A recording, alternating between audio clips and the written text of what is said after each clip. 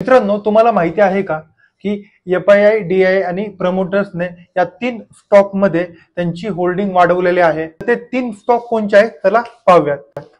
पहिला स्टॉक आहे JSW steel. याच्यामध्ये प्रमोटरने 0.17% स्टेक वाढवलेला आहे. एफआयआय 0.14 आणि डीआयआय 0.18 अशी होल्डिंग त्यांनी वाढवलेली आहे मित्रांनो. आणि दुसरा स्टॉक आहे एशियन पेंट.